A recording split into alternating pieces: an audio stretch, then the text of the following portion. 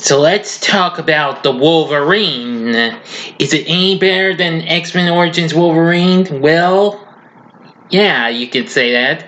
Find out why in this review. Big Days! Entertainment Rankings and Reviews.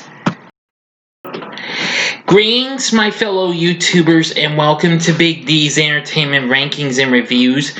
My name is Doyle, better known to y'all as the Big D. And this time around, I bring to you another review of the Wolverine movies as part of the X-Men film series. 2013's The Wolverine, released by 20th Century Fox, now 20th Century Studios. This film was directed by James Mangold, the guy who helmed Walk the Line and the remake of 3:10 to Yuma. A review of Walk the Line will be coming up later on this year. Possibly. We'll see. Anyway, film stars Hugh Jackman once again in the title role, along with Rila Fukushima, Hiroyuki Sandra, William Lee, and Famke Janssen. Now, this film follows the events of the third movie of the X-Men franchise, X-Men The Last Stand, as Logan, the Wolverine, travels to Japan, where he engages an old acquaintance in a struggle that has lasting consequences. And stripped of his healing powers, Wolverine must battle deadly samurai while struggling with the guilt over the death of Jean Grey. Well, the film still got better praise from it, than its predecessor, though some criticism was directed at the story and climax, which I completely understand, but anyway. But everybody liked the action sequences and the performances from everyone, especially Mr. Jackman, and the thematic profundity. The film did pretty well, as it made $414 million worldwide. Now, let's get to our story. Now, it starts out in 1945. Logan is held in a Japanese POW camp near Nagasaki. During the atomic bombing of Nagasaki, Logan saves an officer named Ichiro Yashida by shielding him from the blast. Then we fast forward to the present day. Having recovered his forgotten memories, Logan lives as a hermit in the Yukon, tormented by hallucinations of Jean Grey, whom he was forced to kill to save the world. He is located by Yukio, a mutant with the ability to foresee people's deaths. On behalf of Ichiro, now the CEO of a technology Zaibatsu, Ichiro, who is dying of cancer, wants Logan to accompany Yukio to Japan so he may repay his life debt. But Logan refuses, but soon agrees. In Tokyo, Logan meets his son, Shingen, Ichiro's sons, and granddaughter Mariko. There, Ichiro offers to transfer Logan's healing abilities into his own body, thus saving his life and alleviating Logan of his near immortality, which Logan views as a curse. Logan refuses and prepares to leave the following day. That night, Ichiro's physician, Dr. Green, introduces something into Logan's body, but Logan dismisses it as a dream. The next morning, Yukio informs Logan that Ichiro has died. At the funeral, Yakuza gangsters attempt to kidnap Mariko, but Logan and Mariko escape together into the urban sprawl of Tokyo. Logan is shot and his wounds do not heal as quickly as they should. After fighting off more Yakuza on a bullet train, Logan and Mariko hide in a local love hotel. Meanwhile, Ichiro's Bodyguard Harada meets with Dr. Green, who, after demonstrating her mutant powers on him, demands he find Logan and Mariko. Yeah. Who I have. Give me a sec. Who Dr. Green is alias the Viper. However, this is not reference to the character's comic book history as an agent of Hydra due to rights issues with Marvel Studios, you know. Yeah. Viper, a mutant who has immunity to toxins. Okay. Now that I am done with that, let's continue on with the story, shall we? Let's see.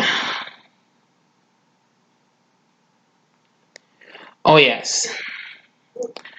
Okay, now Logan and Mariko travel to Ichiro's house in Nagasaki, and the two slowly fall in love. In Tokyo, Yukio has a vision of Logan dying and goes to warn him, but after she arrives, Mariko is captured by the Yakuza. I messed up again. My apologies. After interrogating one of the kidnappers, Logan and Yukio confront Mariko's fiance, corrupt Minister of Justice Noboru Mori. Mori confesses that he conspired with Schengen to have the Yakuza kidnapped Mariko because Ichiro left control of the company to Mariko and not Schengen. Mariko is brought before Schengen at Ichiro's estate when ninjas led by Harada attack and whisk her away.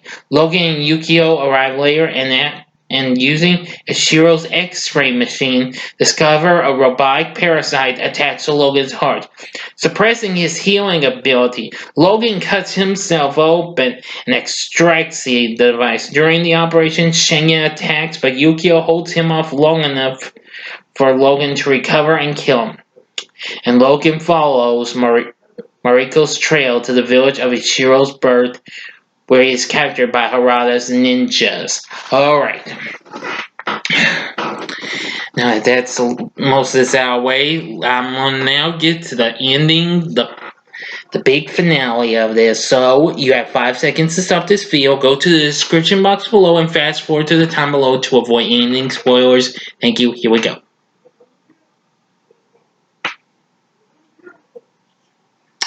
Okay, you've been warned. Logan, after being caught, is placed in a machine by Dr. Green, who reveals her plans to extract his healing factor and introduces him to the Silver Samurai, an electromechanical suit of Japanese armor with energized swords made of adamantium. Mariko escapes from Harada, who believes he is acting in Mariko's interest and manages to free Logan from the machine. Harada sees the error of his ways and is killed by the Silver Samurai while helping Logan escape. Meanwhile, Yukio arrives and kills Dr. Green. As Logan fights the Silver Samurai, this machine, the Silver Samurai, severs Logan's adamantium claws and begins to extract his healing abilities, revealing himself to be Ichiro, who had faked his death. Ichiro regains his youth, but Mariko intervenes and stabs him with Logan's severed claws. Logan regenerates his bone claws and kills Ichiro. Logan collapses and has one final hallucination gene in which he decides to finally let her go. Mariko becomes CEO of Yashida Enterprise. I'm saying the wrong thing, not Enterprises, it's Industries, and bids farewell to Logan as he prepares to leave Japan. Yukio vows to stay by Logan's side as his bodyguard, and they depart to places unknown. And that's the end. But wait, there's a mid-credit scene. As Logan returns to the United States 2 years later, he is approached at the airport by Charles Xavier and Eric Lensher, who warn him of a grave threat to the mutant race, which would lead into the events of X-Men Days of Future Past the following year. And that's that. So what did I think of the Wolverine? I'm gonna say I liked it. It was an improvement over its predecessor. Now, I don't know what they say about the story and climax. I liked it as it was. So anyway, I liked the cast, most notably Mr. Jackman, Hiroyuki Yuki Sanada as Shingen, not too bad. Tao Okamoto as Mariko, very good. Let's see, and Ryula Fukushima as Yukio. And then we have Harada, who is played by William Lee, who this would be the second Marvel film he'd be in. Of course, he had recently appeared in Elektra, which, in case you haven't seen, has already become my most viewed video for this month so far. Already at 23 big views. And Svetlana Kochenkova, I doubt that's how you pronounce it, as Dr. Green, aka Viper. Yeah, really good. And Haruhiko Yamanouchi as Ichiro. Not too bad. So, anyway, really good. And of course, we have Famke Janssen make appearance as Shane Grey, really good. So, anyway, the action sequences were really good. As I just finished watching it on Disney Plus, it just came to Disney Plus this past month. And because now I've seen, this is probably my third time I've seen this. I know I haven't been taking the time to revisit these, but I decided to revisit this one. Anyway, I think the cast is real good. The story is good. No, don't care what the critics say. I think the final battle with the Silver Samurai was awesome, and with Viper, real good. It was just awesome. Would I recommend? So would I recommend the Wolverine? Hell yeah! This is a movie you guys see. I don't care. Again, I don't care what critics say about the story. This is very good. Okay, and one other thing. Oh yeah, Marco Beltrami did the music for this.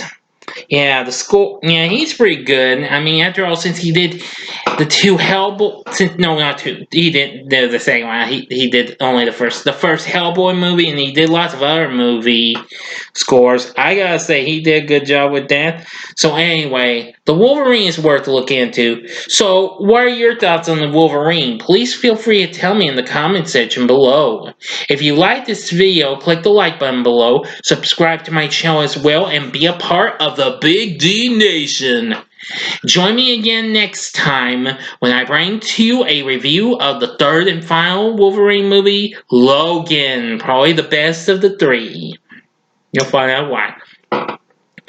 But until then, thanks for watching. Now, if you like this, see these other recent superhero vids and what have you I've done. If you'd like to see what happened before the Wolverine, go to the upper left-hand corner for my review of X-Men: The Last Stand. The upper right-hand corner is my review of Fantastic Four: Rise of the Silver Surfer, which I reviewed last week. And if you want to try and catch up, or if you didn't see it yet, go to the bottom left-hand corner for my review of X-Men Origins Wolverine. And the bottom right-hand corner is the button you can click to subscribe. If you like rankings and reviews on movies, music, TV, video games, etc., then I'm your guy. Thanks for watching. Until next time, true believers, I'm the Big D saying, see ya and Excelsior!